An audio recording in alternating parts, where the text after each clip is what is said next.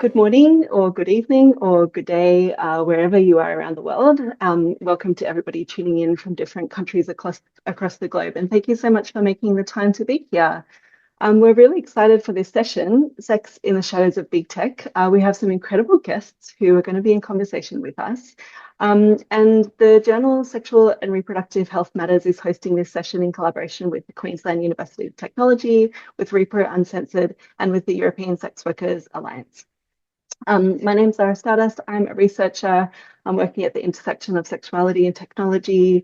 I'm the co-chair of the Sexual Rights Committee of the World Association for Sexual Health alongside Esther Kishmodi. And I'm also on the Sexual Health and Wellbeing Advisory Group of the World Health Organization. Today, we're going to be digging into a range of issues around online content moderation, the sexual politics of big tech, and what all of this means for sexual and reproductive health rights and justice. Before we begin, I'd like to acknowledge that I'm joining from the stolen and unceded lands of the Yugara and Turrbal people in Maganjan, colonially known as Brisbane, Australia. And Aboriginal and Torres Strait Islander peoples on this continent have the longest continuing culture on our planet, spanning over 65,000 years. And sexual and reproductive healthcare has always been a long part of First Nations practices of caring for family, community, and kin. So I'd like to pay respect to elders, past and present, to any First Nations folks who are here in the room today, and acknowledge that the fight for sexual and reproductive health and justice is, of course, also a fight for decolonisation and for truth-telling and for land back. So we're holding this session today as a special session for SRHM. It's in response to the cancellation of RightsCon. And for those of you who are not familiar with RightsCon, it's an international summit on human rights in the digital age. It was set to go ahead in Zambia last month. It's a large conference. There was about 5,000 people meant to attend. There are about 500 events in 150 different countries participating, 750 different institutions, and it was cancelled really abruptly with only a few days' notice by the Zambian government. And many sexual health organizations, civil society organizations lost enormous sums of money and opportunities in the aftermath. And the backstory to it was that the Chinese government had put pressure on the Zambian government to stop some of the Taiwanese speakers from presenting. And there was an important part of the program that was critiquing China's exploitation of digital authoritarianism and spyware and surveillance tools across Africa and Asia as part of its Digital Belt and Road initiative. And part of that was including infrastructure projects, including paying for the wing of the conference centre where RightsCon was expected to happen. So the cancellation of RightsCon has been condemned by hundreds of digital rights groups around the world, including the UN Special Rapporteur for Freedom of Assembly and Association. But it's not only a story of political crackdowns on human rights, it's also a story about predators and funding and how donors influence our movements. And this is a really salient thing in sexual and reproductive health and rights because so many of our sources of funding, whether they are philanthropic or government donors, often come with strings and caveats and clauses that are threatening to our community values. So if you want to hear a bit more about that backstory and RightsCon, many of us actually did a podcast about it only a couple of weeks ago. I wrote a blog about it. Our beautiful colleague Jessica is going to put them in the chat. You can follow up there on the Sexual and Reproductive Health Matters website. So I'm really thrilled to be hosting this session because this was a panel that was meant to go ahead at RightsCon. We had big plans to be in person, and this is our attempt to salvage something from that loss. But it also means that we get to be here with you, that it will be recorded, that it will be available online. So we're hoping that this will be part of a bigger conversation and more collaboration. The second RightsCon session that SRHM is going to be hosting is next week on the 22nd. It's called Emotional Capitalism and Artificial Intimacy. It's a lot about AI companions, and I'm doing that session as well with a few Argentinian activists, Michaela Mantegna and Diana Lagan.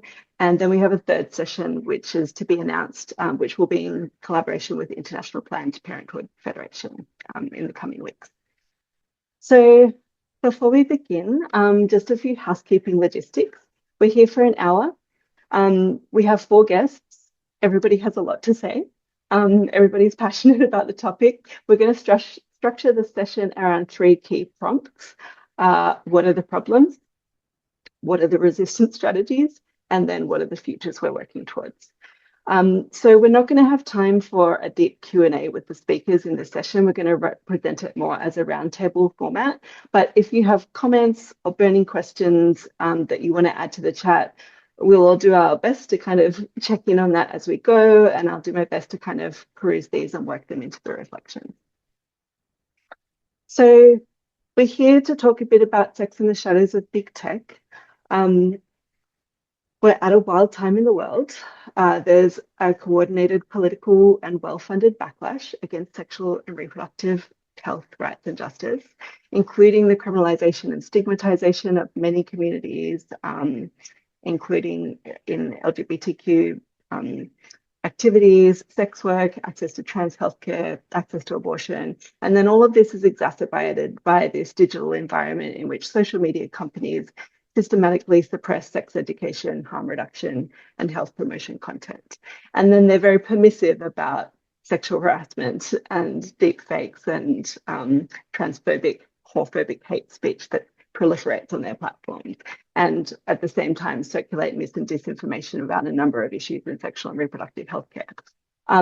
So doing all this whilst at the same time mining everybody's data, in particular sensitive data, intimate data that can be used to prosecute people, persecute people, and then of course big tech providing cloud services and AI technologies that are used as part of an economy of genocide and in the service of war crimes. So things are pretty dire. Just this month, Elon Musk has been announced as the world's first trillionaire. One individual having more wealth than most nation states.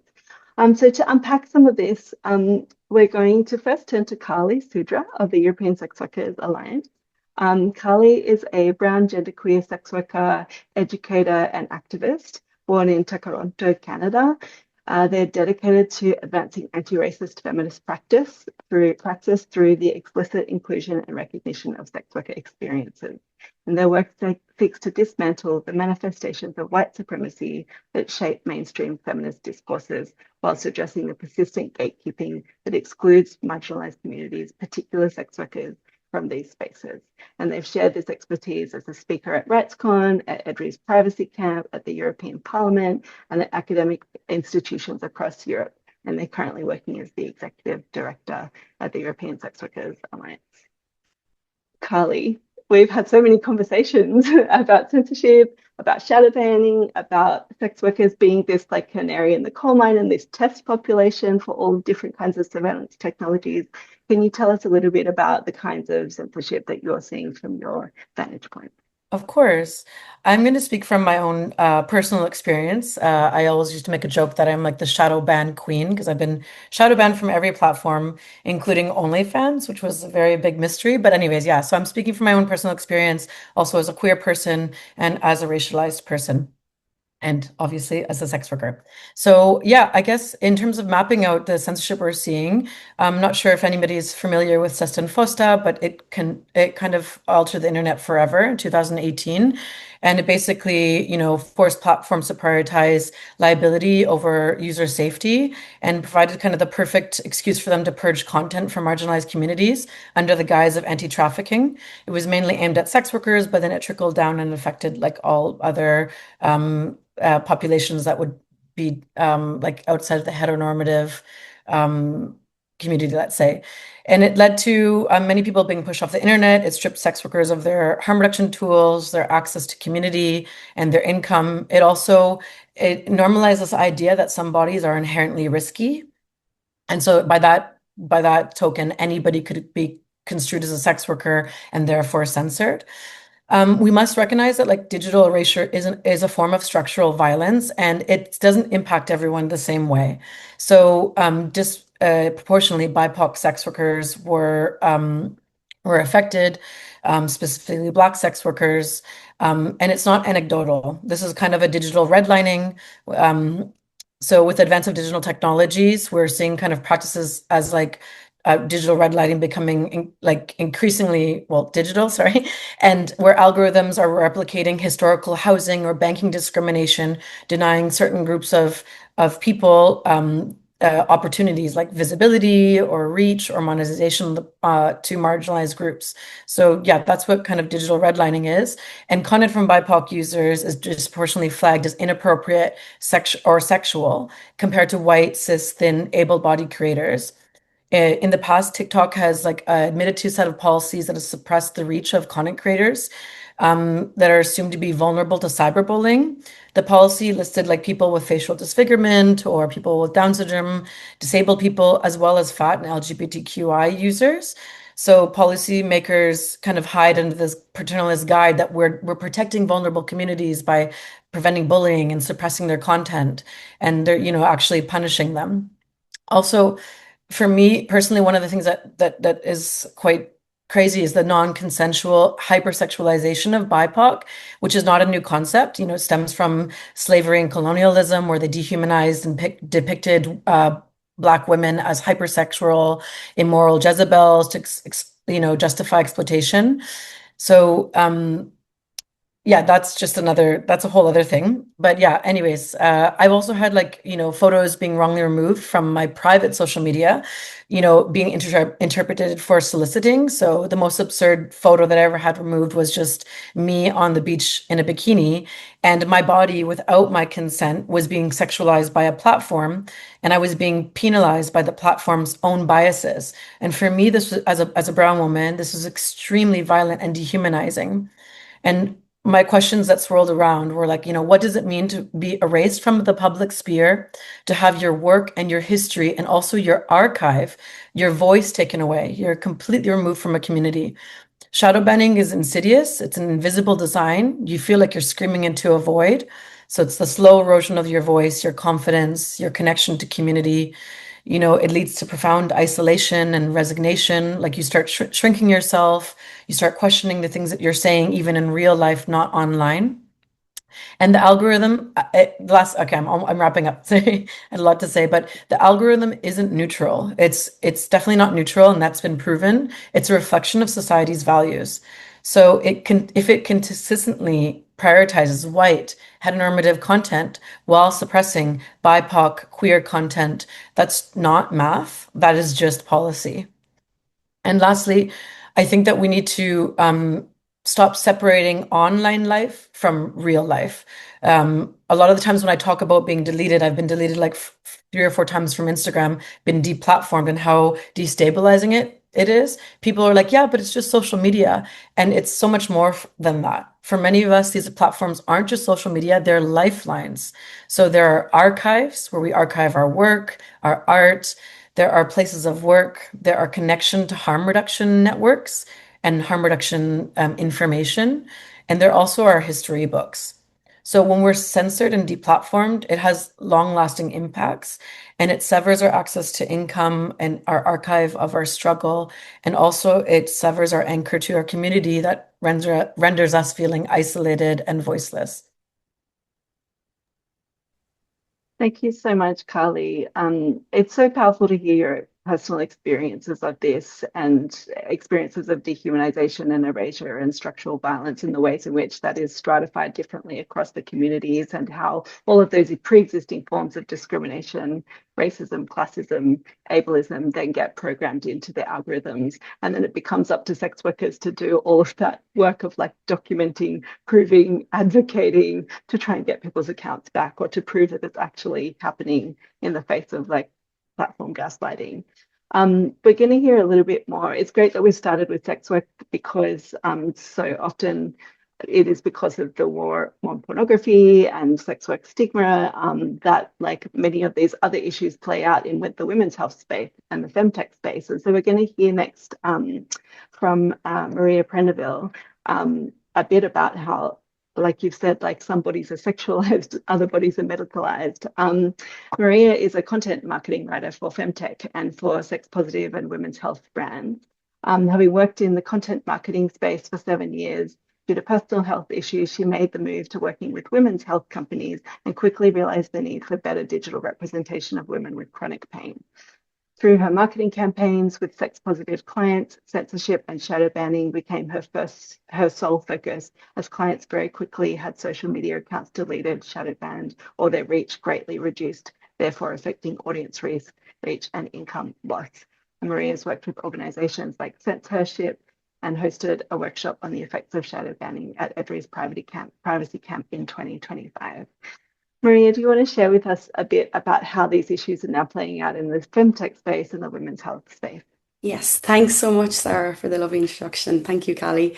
Yeah, so as Zara said, I've been working in this space. I feel very fresh and very new.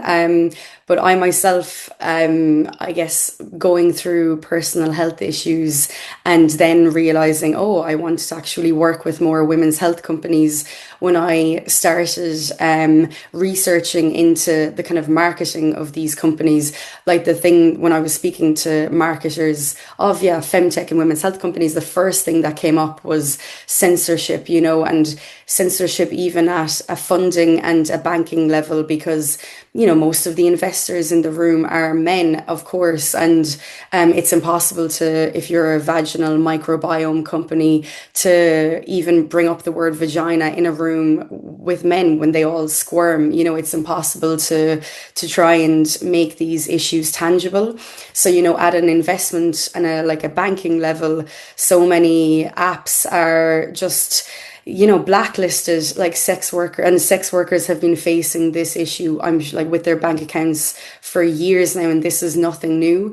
But I think like a massive issue that I see within the femtech industry, I was at a big trade show last year for the adult industry, and one woman who was like a CEO of her business was initially in the sex toy industry, and then decided, because of the censorship that she was facing on the banking level and the marketing level, decided to pivot her brand as more like women's perfumes, and wasn't at all related to sex toys. And she said, well, why am I going to fight censorship when I can just pivot? And I think that there's a lot of issues within this space. Like, this is exactly what the patriarchy want us to do. They want us to say, oh, well, I'm not sex related, or I'm not sex worker related, I'm X, and it's like, no, like, we're all at a fundamental level being censored, because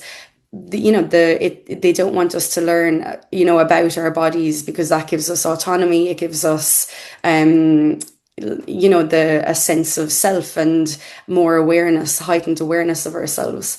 So I think like a big thing that I'd really like to see changed is more understanding of sex worker censorship, and that many of the surveillance and the trials are first carried out on sex workers. But this, and like what Callie mentioned with SESTA FOSTA, I think sex workers were the first group to really feel the effects of this, and now it's trickling down to femtech, to women's health. And I think we need to, like intersectional feminism, we need to see that it's censorship of women across the board, and that is definitely something that I want more people working in the women's health and the femtech industry to see, is stop pitting each other against each other. It's exactly what the patriarchy wants. Yeah, I hope that answered your question, Zara.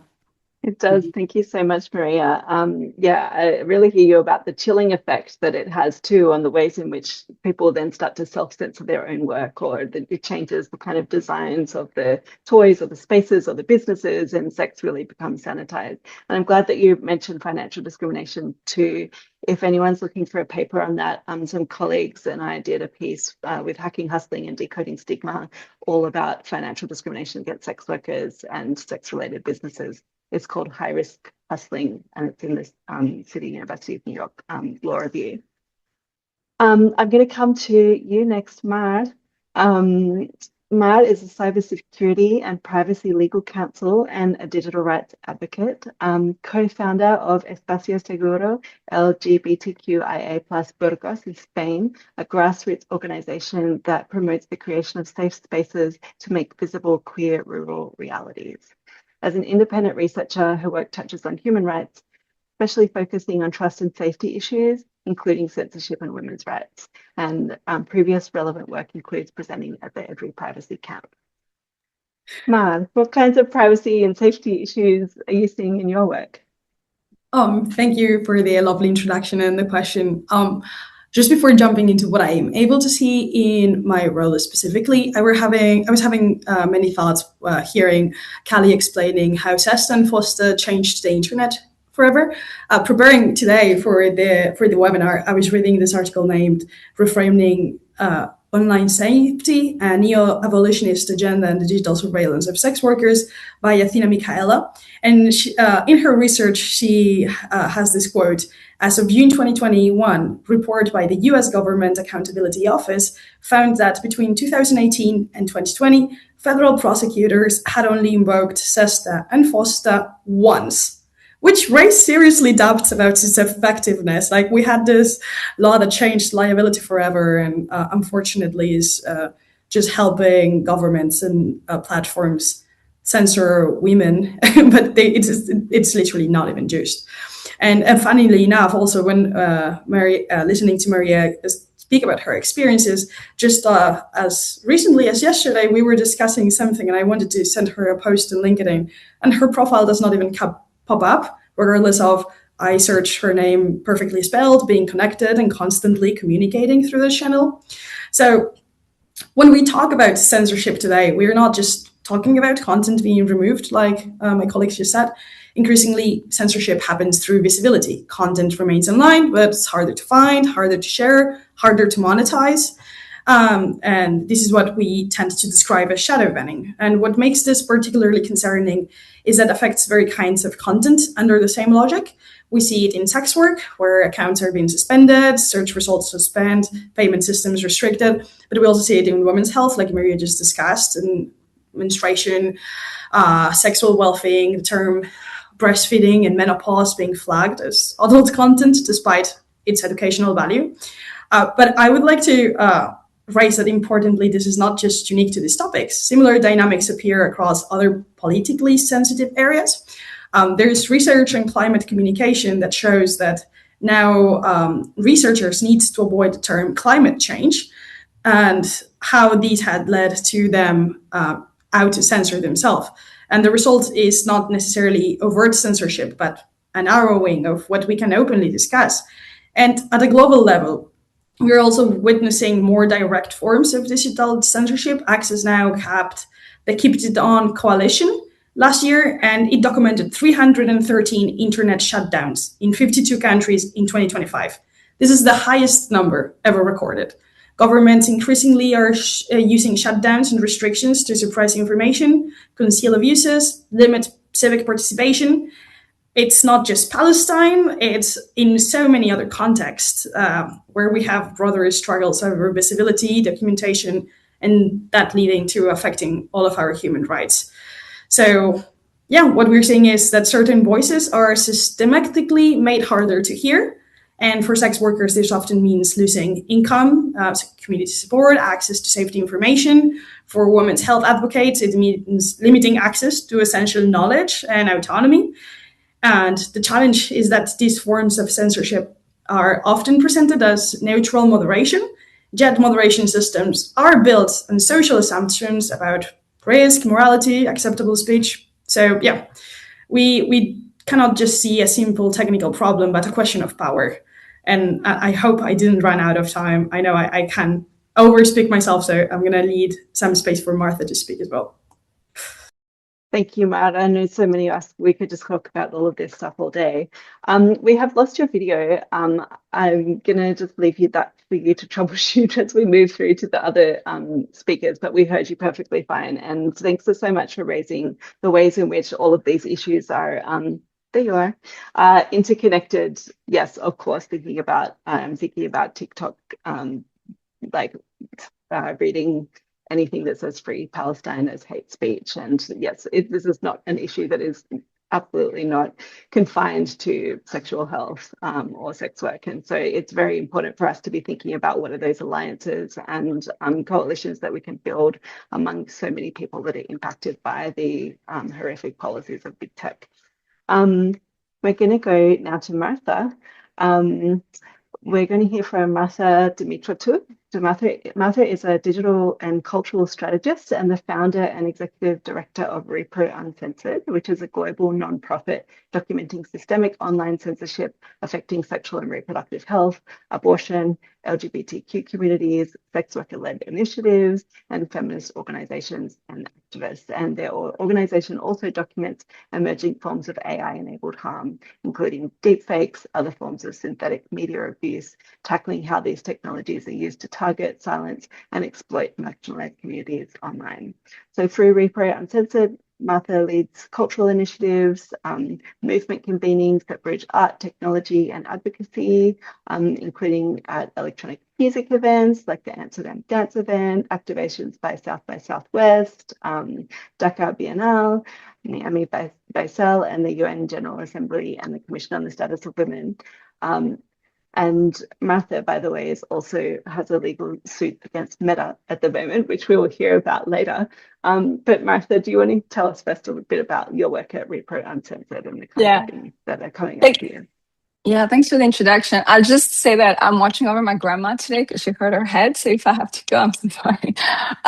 The good thing with going last is that you guys didn't, I mean, you were going to do an excellent job anyway. But what I can add or illustrate further is with Repro Uncensored, we've documented in just the last few years or so, I don't know, 650, almost 700 cases of censorship globally. And that's just what has been reported to us. So we have a report and incident form.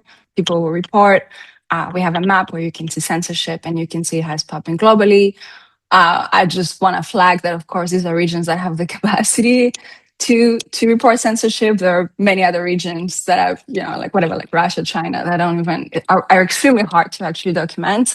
Therefore, we also document things like self-censorship or governmental censorship and how these things come into effect. But what we're seeing is that we're now in June. We've already, I think, reported twice as many cases last year. Granted, also the project is becoming more well known, but I can really talk about waves of censorship that we're seeing, and that's also how I can, we can see that actually this is systemic and it's increasing. I remember when I started working in the space and we really very much were documenting things like abortion access, sex workers, and we could already see that there were specific policies or changes. I mean, you mentioned Fossa Sesta, but even when Trump came into power, I remember, the second term, we had a big wave of censorship that came, especially in the abortion access space.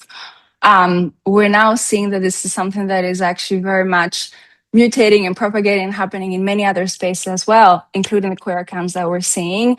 So I think that it's extremely unfortunate. And it's often the case that sex workers are the first ones to be the ones harmed and affected. And we can see how now the common civil society, is actually the one affected more and more. And I think Kali said this very well as well.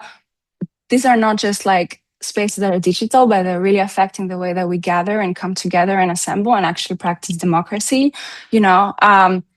Again, I can talk about this for ages, but with the legal case that we have right now with Meta, we decided to do so in the Netherlands because this is where one of the big waves of censorship that we saw back in November, December took place, followed by another big wave in April with hundreds of cases, a lot of these cases being actually from the Netherlands. These are cultural, a lot of them are cultural spaces, we're talking about places like Tilatank, or Club Church where people come together and gather, where these spaces are taken down. This is really a big threat actually to the way that we think of our democratic practice in a way of coming together. So something that I'd like to mention, and the way that I also see increase in the waves of censorship that we're seeing, and I think Sarah and we talked about this a bit also together, it's the intent that we're seeing. And by this, I mean how hard it has become or how harder it is to reinstate the accounts. So, even back in the day, years ago, we would, try to appeal. And I would say that the time to get the account back was relatively faster. Now, not only is it much longer, but often we are met with just the accounts not being reinstated at all. And that is not only, in places like the US where the laws are even less protective, but also in places like the European Union where we have structures like the Digital Service Act, which is supposed to give to European Europeans accurate and fair systems of redress of their accounts, other things like GDPR and so on, as we're seeing groups of accounts that are related to one person being taken down, which means that most likely they're using people's personal data, not really looking at the content that is taken down. So anyway, I'm at time, but I can talk to you for a long time. But I think it's just gonna get worse, and we're seeing the way it goes. And I'll just say that every time that we do a bit of research and a bit of like testing, say in Australia with the bans that we're seeing, every time we do a bit of poking into censorship, we're seeing like groups of accounts just coming forward. So yeah, policies and laws that are coming into place as the bans are very much probably going to impact this and make it worse. That's it. Thank you so much, Martha. I think that's such a good, I know we've talked about, in the past, many of us have been in advocacy meetings with Meta, and it's so clear that it's at the point there's just such a total lack of political will that they don't even need to feel like they have to pretend that they have to be fair anymore. But also just to speak to what you were saying about the waves of censorship too is an interesting way to think about it, because often the anti-rights movement and the backlash sometimes comes as a response to the progress and can be a signifier of the progress.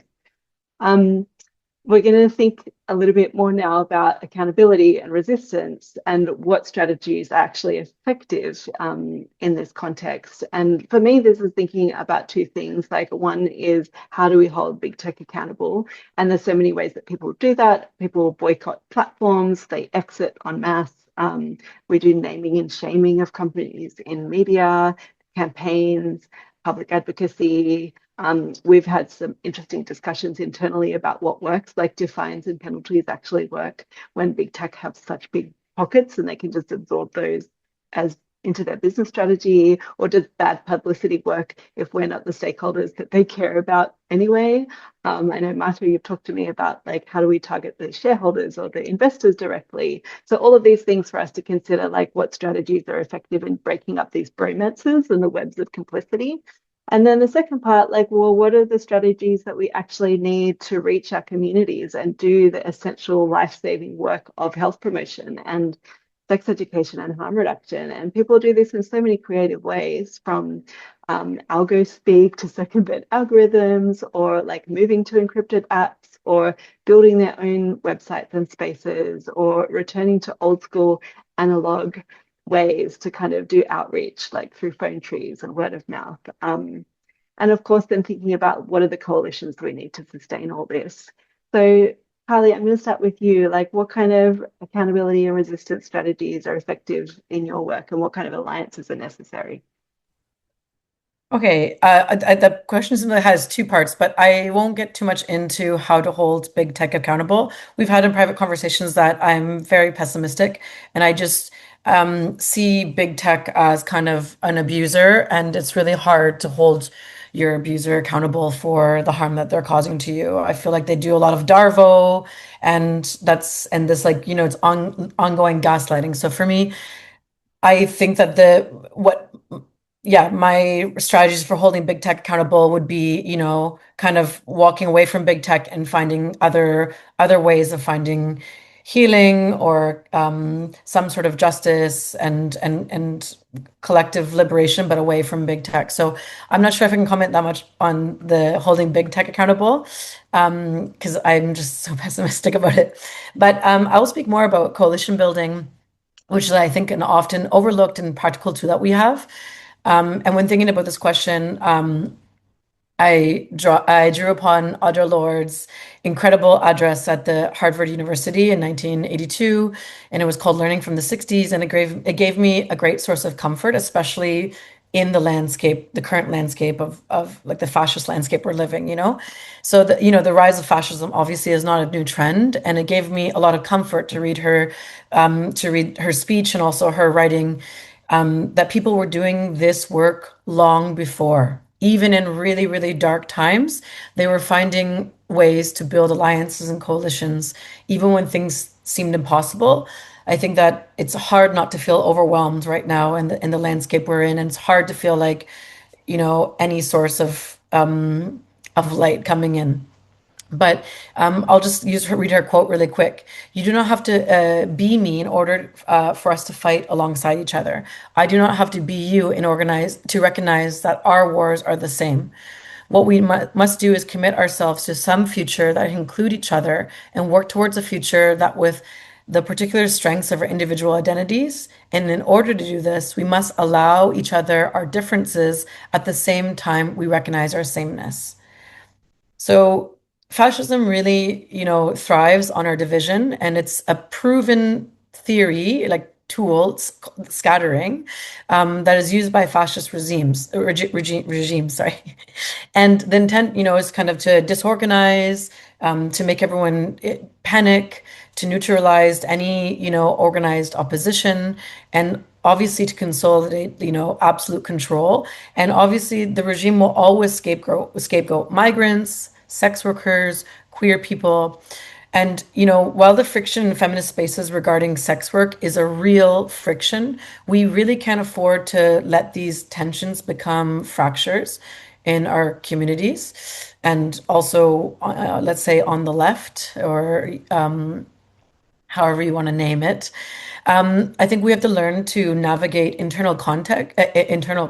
conflict without abandoning the coalition, and recognizing that our methods may differ, but our commitment to a liberated future must be like non-negotiable common ground that we have. And in Europe, there's like this fortress mentality that has driven like the aggressive expansion of surveillance technology through biometric tracking, predictive policing, invasive border controls. Now we're seeing the new European ICE that's already like fast-tracked and passed. And obviously these tools never stay at the border. They'll inevitably creep into our lives and subject us all to monitoring. And so people need to realize that it's not just sex workers and migrants that are going to be monitored, and the first people, like, they're going to be the first people that are tested out with these technologies, but it doesn't mean it's not going to trickle down to mainstream populations. I just want to plug in Equinox is doing amazing work around racial justice, and building coalitions and connecting struggles for justice in Europe. Trying to influence policy. They have deeply inspired me in their coalition building, and showing me that other futures are possible. As a sex worker, I also see that there's a need for more labor alliances that are built. It would be great to see like coalitions, I said coalitions building trade unions with local sex worker organizations to protect sex worker rights. We've long been left out of these conversations and even purposely excluded. Here in Spain, there's a General Confederation of Labor. They're called CGT.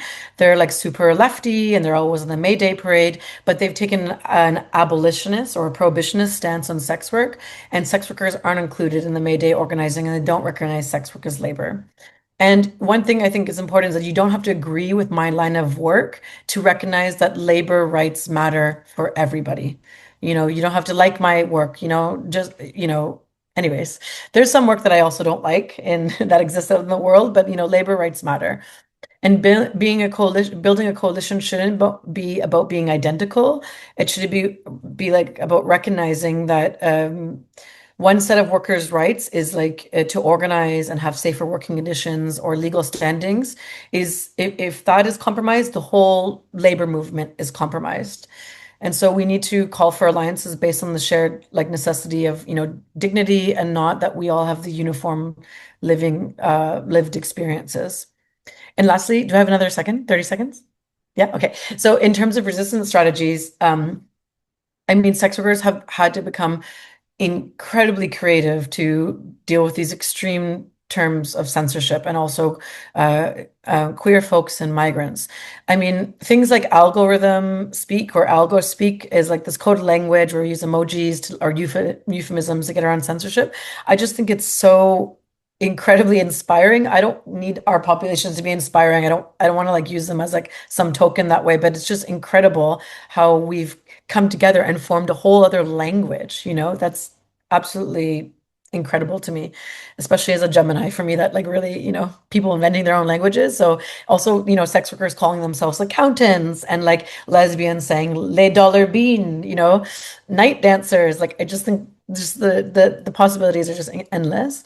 And then lastly, I think sex workers are sharing on private networks, digital security tips for border crossing, and trying to like legal considerations for high risk countries like traveling to the United States of America.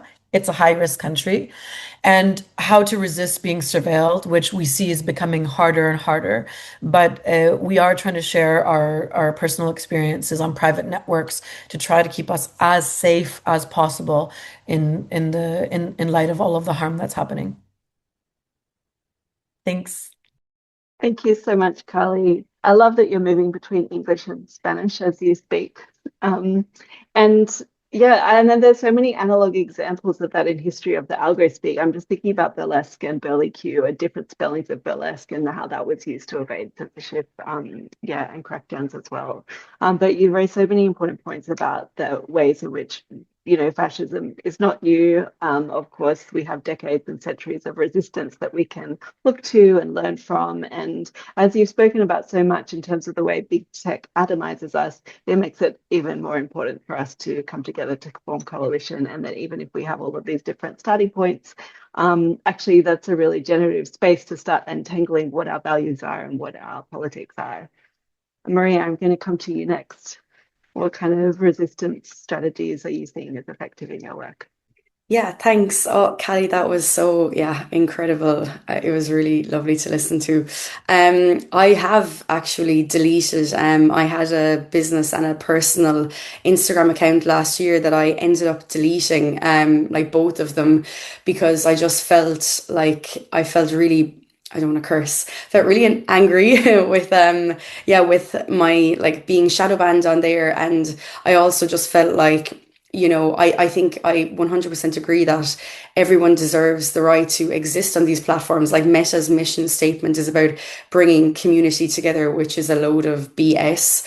And I just decided that, for my mental health, which has massively improved since deleting Instagram. But then on the flip side, I definitely feel completely cut off from not even work or, coalition building perspectives, but just random things that are going on with groups I'm part of. It is incredibly isolating.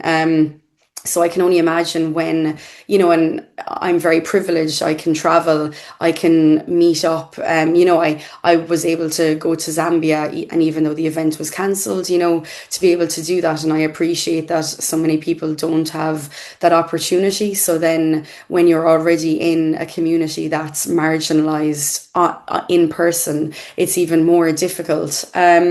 So for me, I think since joining and becoming more of an activist, for me, trying to stay connected to newsletters, keeping up to date with the likes of and using Repro Uncensored and something that I really wish I did more of when I was shadow banned last March was screenshotting and screen grabbing and taking videos of my account being shadow banned, because I had 3 posts that were flagged, and when I went in to check my account status on Instagram, then there was a whole spiral of, I had 9 or 10 posts from years previous shadow banned as well, that I don't know what flagged them or anything like that. So I really wish I had better documented the harms that were, being done to my account. And then, I think filing those, not complaints, but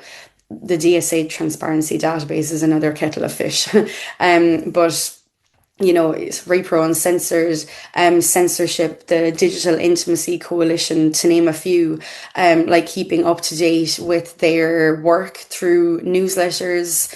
And I'll really quickly say as well, talking with your friends in person. Like Matt and I were out Saturday night and we were talking with a group of women who don't work in this space at all, and they didn't know what shadow banning or censorship was. And I think sometimes I feel like I live in such a bubble where I think everyone knows what shadow banning is, and like what Callie was saying, this affects everybody.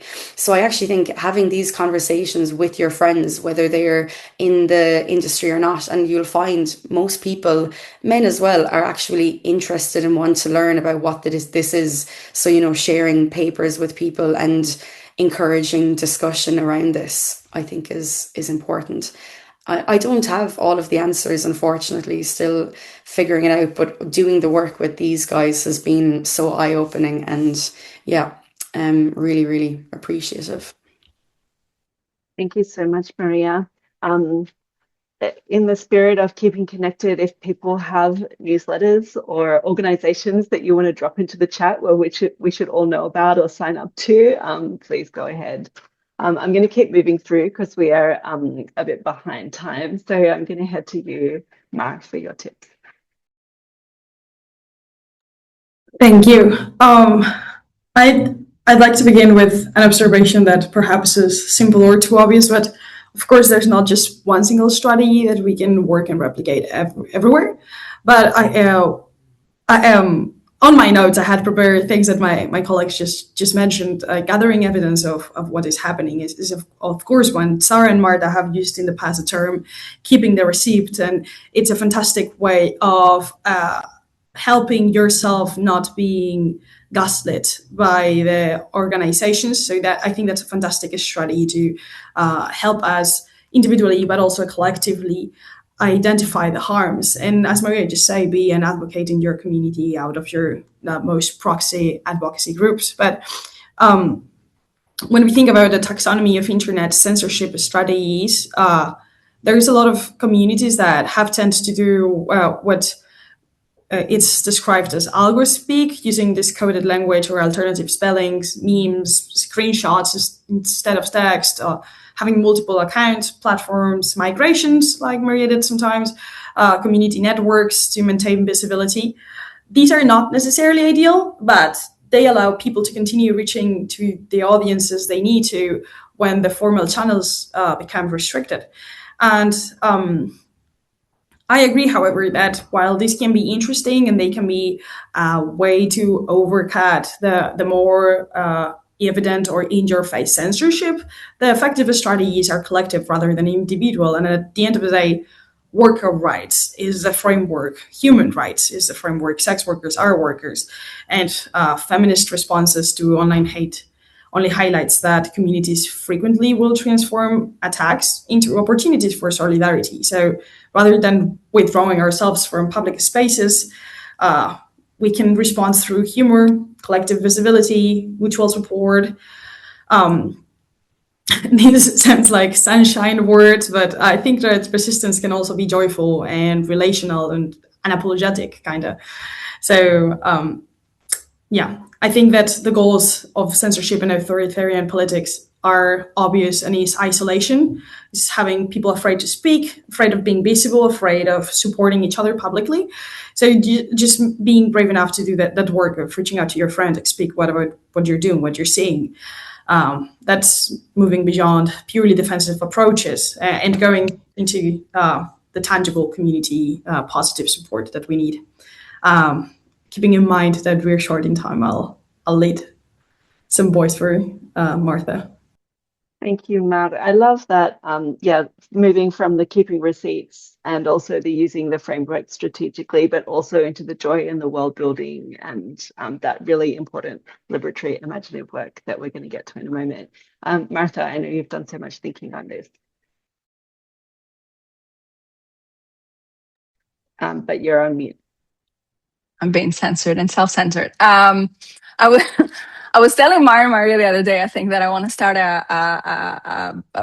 like a little sub thing on our website where we just like call out all the dudes or whoever from the tech you've like been with and just like shame them for the behavior in dates and stuff. So anyway, that's my next project if anyone wants to join me.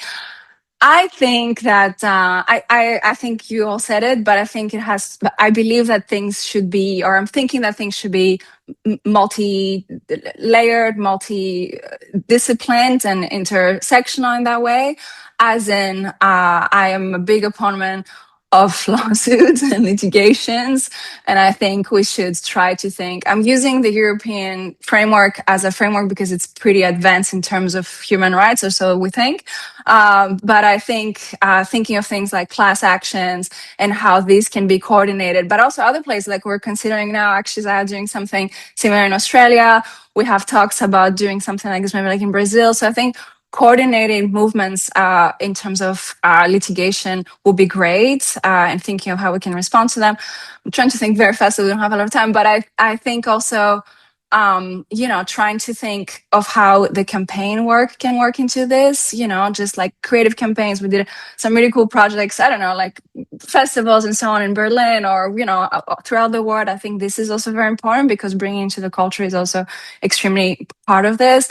Funding alternative technologies, I think, is going to be very important. Thinking of things like open source things is going to be important. I know we mentioned and we talk about like putting pressure into the shareholders as well. I think that's going to be fundamental. And I ultimately think that all these things work very well together and build a very good fabric. I think that we need to ultimately counter the narrative of the anti-rights or, the far right movement that says that they're being censored by just keep showing how freedom of expression is being threatened every day in our space as well, whatever you call this progress and so on. And I actually think that therefore we need to think of how we can, really dominate the digital space with this, like whether it's SEO, I mean, Maria, or like whatever it is in terms of search and things. I think we really need to be loud in the digital but also physical space with our strategies. That's kind of it. And then I think obviously educating also, like funding youth, like within the universities, I think is important. Ethical AIs and so on, that would be critical. With Repro Uncensored, we created a project called The Collective, which uses this technology to think of alternatives. And again, I don't think that we need to shift from one moment to another. I think that all these will work together to create a good kind of environment. And I think working with press is fundamental and calling them out also. I mean, I have a lot of ideas, but that's kind of very fast what I think should happen. And pushing policies. We're having a great session with MEPs in the European Parliament in a few weeks. I wish you could all come and hopefully we can talk about how we're getting censored as well. Okay, that's it. Thank you. But it's like, as you said, like all of these things need to happen in tandem. And actually for all of us, it's about like, how do we find our space in the social movement and what are the skills that we can bring and how can we best contribute? We're going to finish with a 1-minute round on world building. Because everybody's mentioned a little bit of kind of like also the joyful things, the nourishing things, like the alternative spaces, the open source. And so like to imagine these kind of different futures, it's also about imagining disability justice futures and decolonial futures and economic justice and queer and trans and Black liberation, and also a different planetary future than the one that we are currently heading towards, because this is not obviously just about content moderation, also the ghost workers and the exploited laborers that are doing the traumatic underpaid work of content mod, the people who are mining and being killed in the mines for the cobalt, for the phones, the enormous amounts of land and water that are required for the data centers, the platforms to operate. So yeah, 1-minute round. We'll start with you, Carly, on what you kind of alternative futures do you imagine and are you working towards? Thanks, Zara. Yeah, I definitely imagine a liberatory digital future that shifts, like a radical shift away from big tech. So, alternatives built by and for the resilient community of racialized people, migrants, sex workers, trans and queer people, disabled people. In this future, I imagine that there are no opaque systems, no vagueness, and no billionaire tech bros deciding how and where I can exist. To them, I imagine a digital ecosystem that's like rooted in proactive education and clear, standards, community standards that are defined by the community itself. And, where we can ensure safety, agency, and collective ownership over this digital space we inhabit. For me, it also means reclaiming our digital intimacy and finding ways, even small ways, disconnecting from platforms that profit off our exploitation and censorship. This may sound hippie. Do never call me a hippie, but I feel like getting back to connecting with people in real life. Like on the ground organizing, protests, community building, solidarity, sharing food, mutual aid, zines, newsletters, having spaces where mutual care is priority. I'm also really nostalgic for not being so plugged in, so being more present with each other, leaving our phones behind. Again, please don't call me a hippie. I'm not a hippie. I just dream of a future where we can decenter big tech from our lives and reclaim digital sovereignty. And we need to take away their power to how they dictate how we can communicate, organize, and survive. We need to take that away. And I truly dream of like actually collectively or cultivating a decentralized, community-owned networks that we can prioritize mutual aid, safety and connection in our community. Amazing. Maria. I found a really good paper from, I believe, a colleague of Callie's, Yigit Aiden and Corinna Vetter about the DSA from the sex worker's perspective. And I'm going to take a quote from it because I think it's really useful. The consequences of digitization must be evaluated for the entire society within the context of existing inequalities.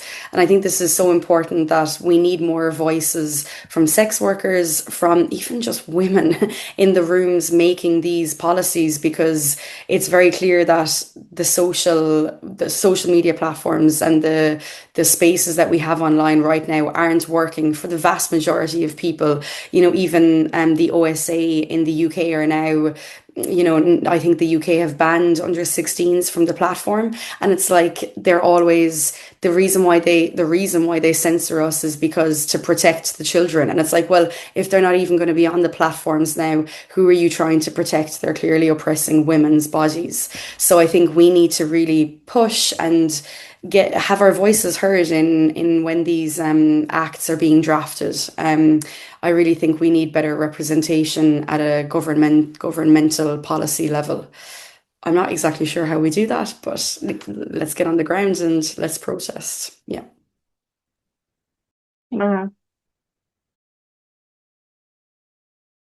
Oh, so just to stick within that 1 minute, I'll just focus on the second prong of what liberatory digital futures I can imagine.